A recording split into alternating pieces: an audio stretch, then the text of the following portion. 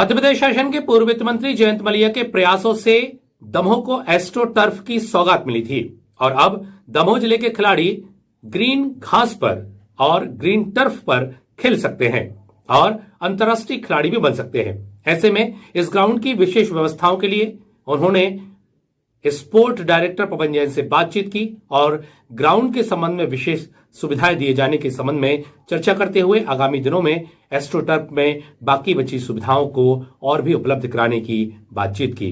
उन्होंने यहां पर निरीक्षण किया और निरीक्षण के दौरान उन्होंने खिलाड़ियों से और यहां के प्रबंधकों से बातचीत भी की।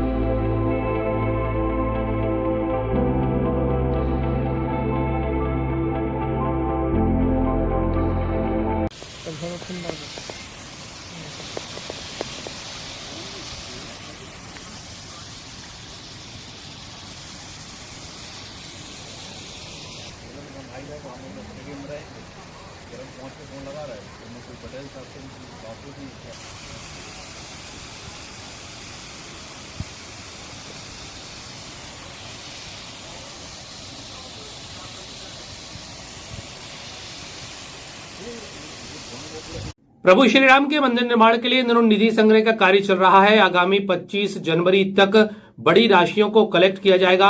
वहीं उसके बाद टोलियां पहुंच करके लोगों से राशियां कलेक्ट करेंगी। ऐसे में बड़ी राशियों को कलेक्ट किया गया और पूर्व वित्त मंत्री जयंत मलैया को इस राशि के चेक भी अनेक लोगों ने सौंपे। राम मंदिर निर्माण के लिए निधि संग्रह का कार्य चल रहा है। इसके लिए मंत्री जयंत मलैया को मां अष्टभुजा कंपनी की ओर से देवेंद्र राय, संतोष गंगेले, अभिषेक राय के द्वारा 1,11,151 रुपए की राशि का चेक सौंपा गया। इसके साथ ही अजीत जैन के द्वारा 21,000 रुपए की राशि का चेक भी जयंत मलैया के हाथों में सौंपा गया। मालूम हो कि लगातार ही निधि संग्रह का कार्य जारी है और निधि संग्रह के लिए चेक सौंपे जाने का दौर भी लगातार जारी है।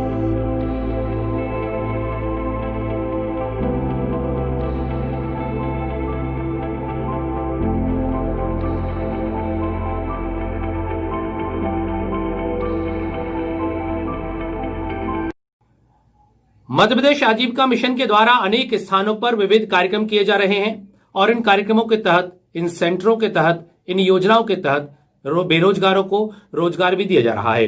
इसी सिलसिले में पटेरा विकासखंड के अंतर्गत आने वाली कुम्हारी में सिलाई सेंटर का संचालन किया जा रहा है, जहां पर आजीविका मिशन की महिलाओं को काम देकर उन्हें इस कोरोना काल में भी बेहतर सुविधाएं देकर और काम देकर उनके जीवन यापन की राह खोली जा रही है।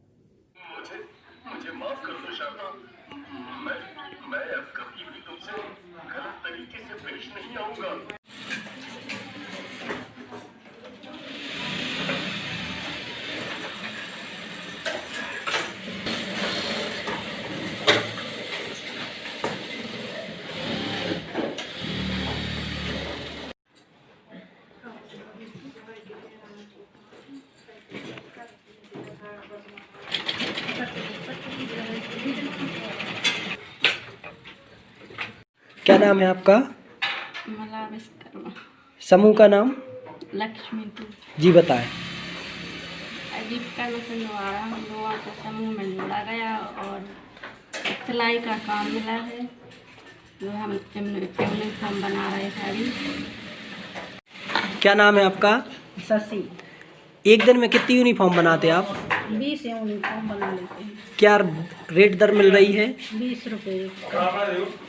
कमीशन के द्वारा सिलाई महिलाएं करती हैं और क्या मास्क भी करती। रोजगार से जोड़ा गया हुआ है और हम लोग यूनिफॉर्म बनाते हैं। कांग्रेस के द्वारा लगातार ही पूरे देश में कृषि कानून का विरोध किया जा रहा है। दमोह जिला मुख्यालय से करीब 40 किलोमीटर दूर इमलिया घाट में भी कांग्रेस के द्वारा इस तरह के प्रदर्शन का आयोजन किया गया। बड़ी संख्या में जिले भर से पहुंचे कांग्रेसजनों ने यहां पर विरोध प्रदर्शन किया। स्थानीय किसानों को साथ में लेकर के कृषि कानून को वापस लेने की मांग की, साथ ही एक ज्ञापन भी सौंपा और जोरदार भाषण भी दिया, जिसमें कृषि कानून के खिलाफ में सभी नेताओं ने अपनी बात कही और किसानों के हित में इस कानून को वापस लेने की बात कही। खड़ा हुआ है इस बात को लेकर कि जहां आपका पसीना बहेगा वहां हमारी कांग्रेस का खून बहेगा। योजना थी कि हर गांव से एक एक दो दो ट्रैक्टर आए। आप देखिए हर गांव को ट्रैक्टर हम अपना संदेश देना चाहते हैं, हम अपनी सरकार का संदेश देना चाहते हैं, हर गांव में पहुंचाना चाहते हैं। सौदाबाजी हो गई, अरबों करोड़ों में विधायक खरीद लिए गए, वो सरकार को गिरा दिया। चलिए ठीक है, आज सब जनता ने तो सब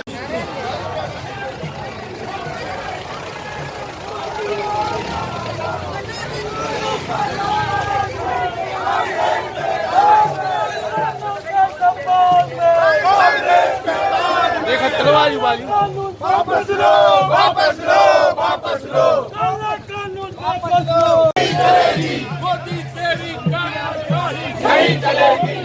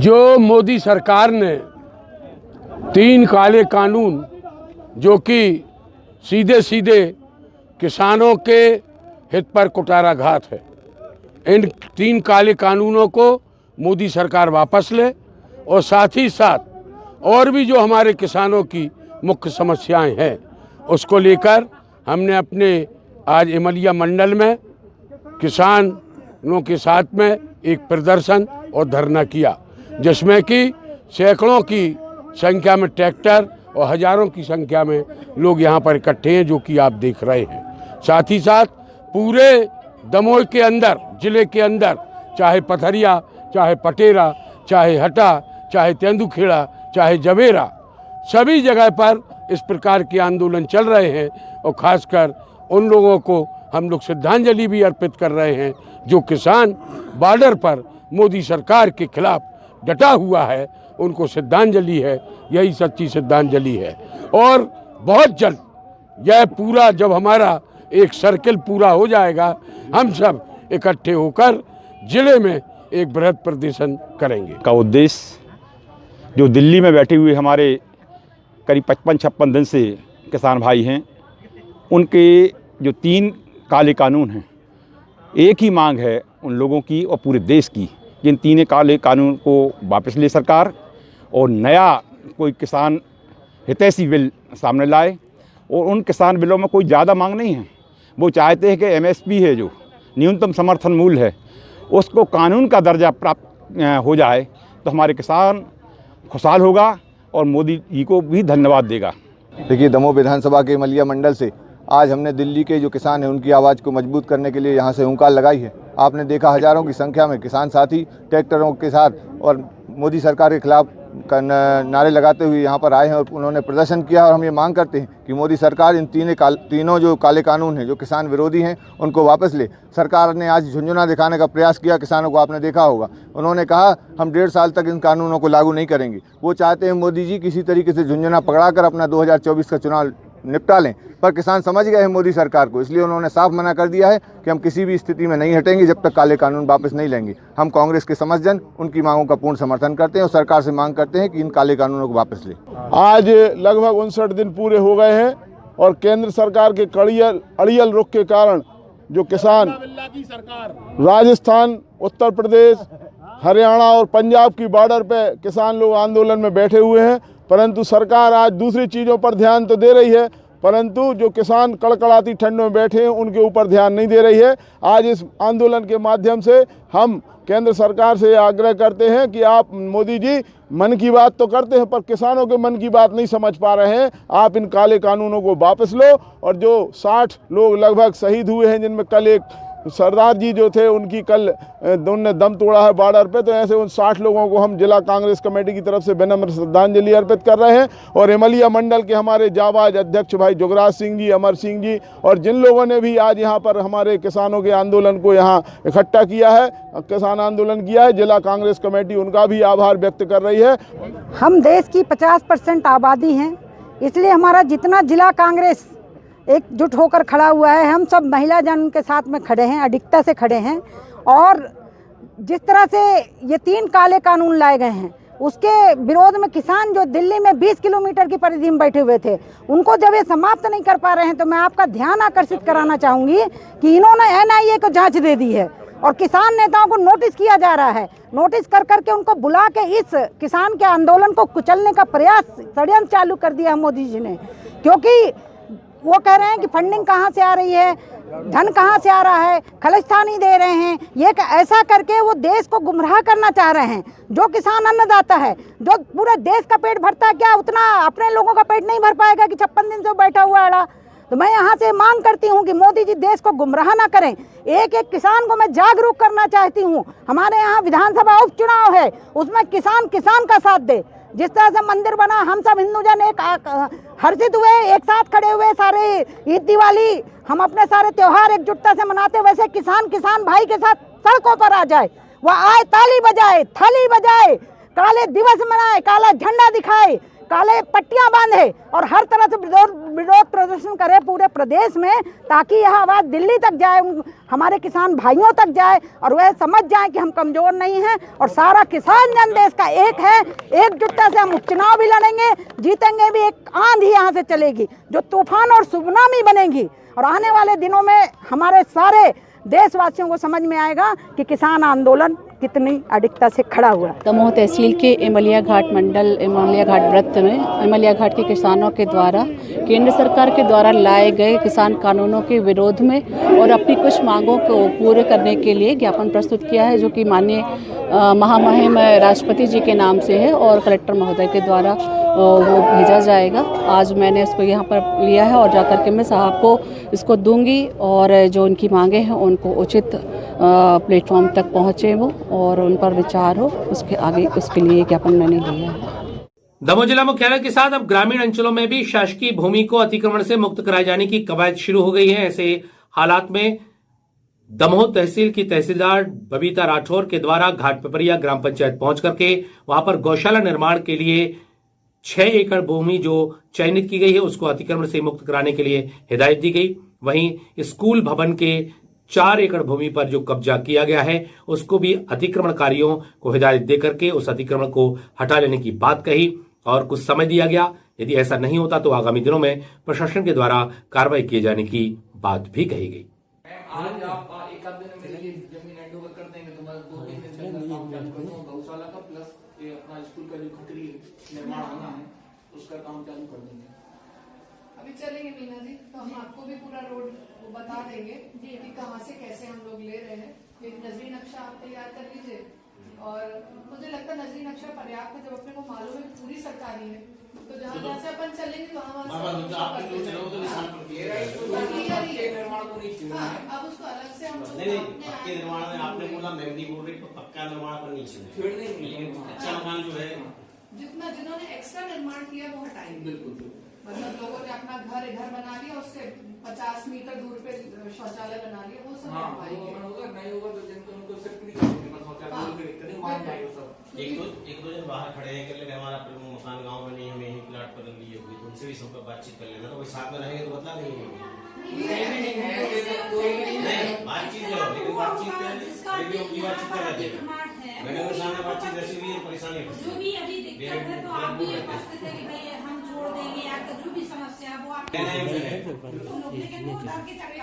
देश की रक्षा में अपने प्राण न्यौछावर करने वाले शहीद हेमू कालानी की प्रतिमा को लगाने को लेकर सिंधी समाज के दो पक्षों में विवाद हो गया। देर रात हुए विवाद के बाद प्रशासन ने मौके पर पहुंचकर दोनों पक्षों को समझाइश दी। काफी देर की समझाइश के बाद दोनों पक्षों ने इस बात को मानते हुए आगामी दिनों में प्रतिमा की स्थापना की बात कही और यहां पर इस दौरान तनाव के हालात भी निर्मित बने रहे। वहीं प्रशासन और पुलिस प्रशासन की मौजूदगी में इस तनाव के हालात को कम किया गया और दोनों पक्षों को समझाइश देकर समझौता भी कराया गया।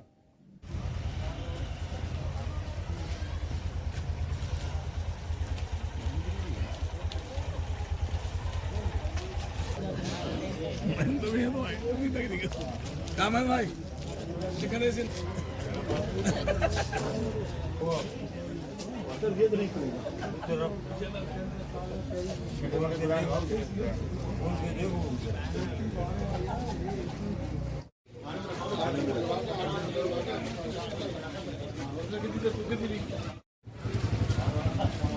चलो बेटा रोड से अलग हो जा।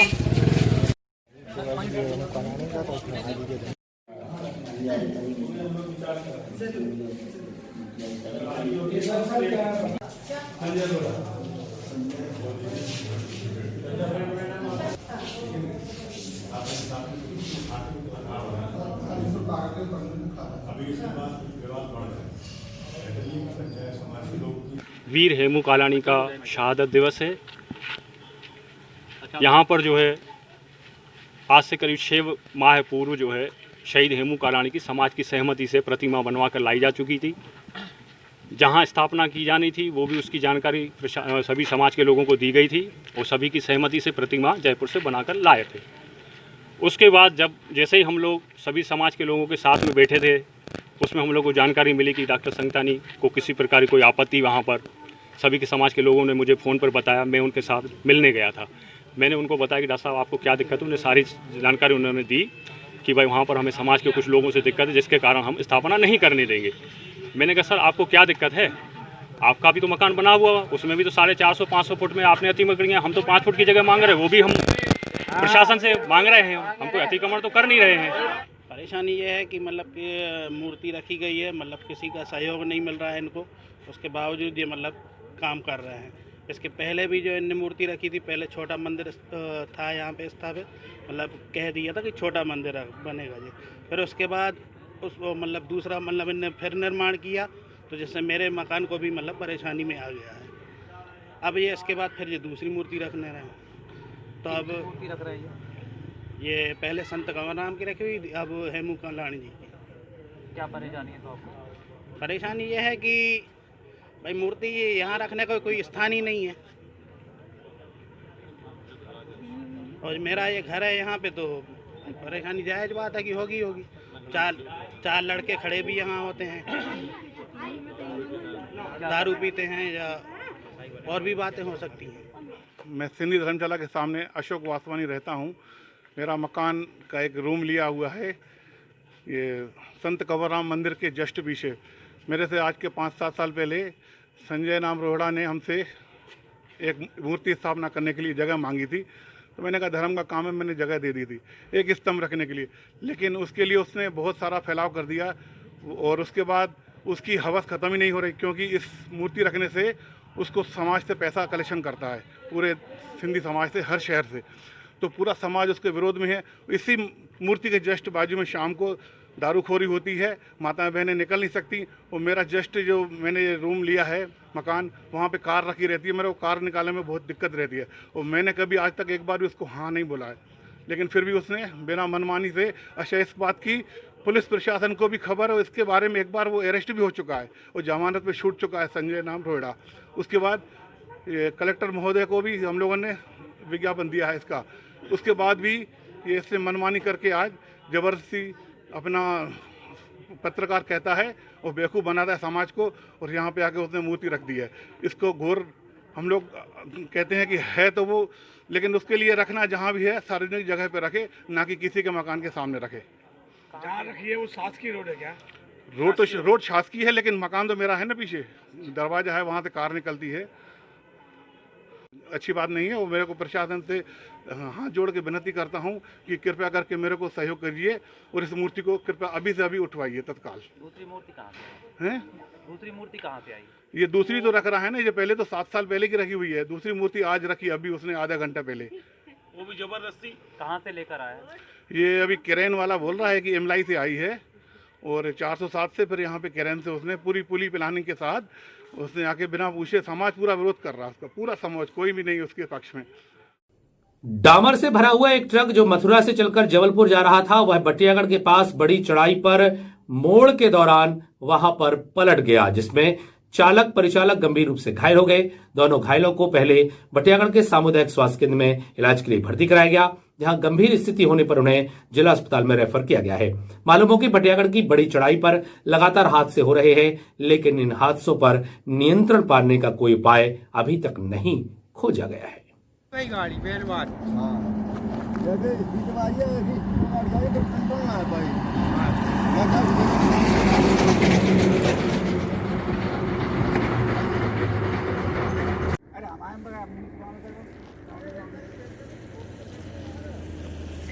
हाँ गाड़ी फोटो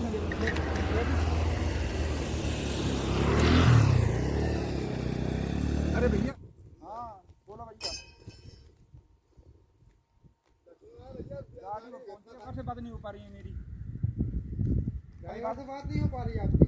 हाँ मैंने वो आ गया ना तुमको। हाँ हाँ दवा लेने के लिए नहीं, दवा करवाने के लिए गए।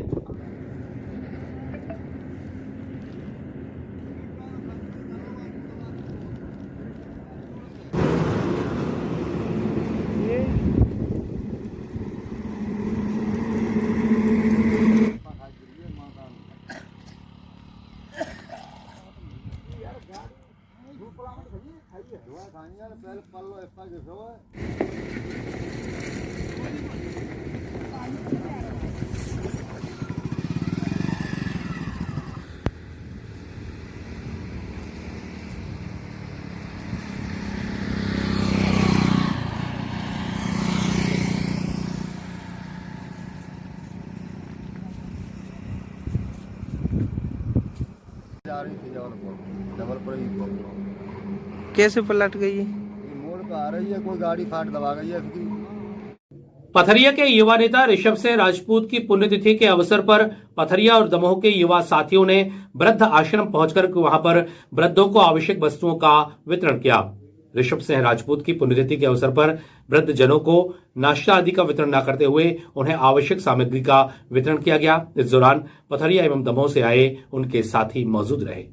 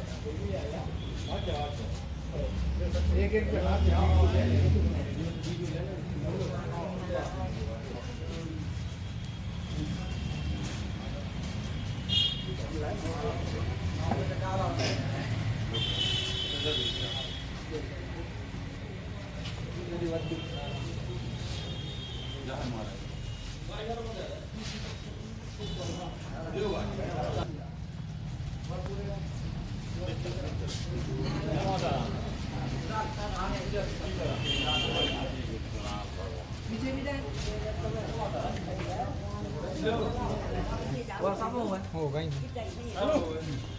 हाँ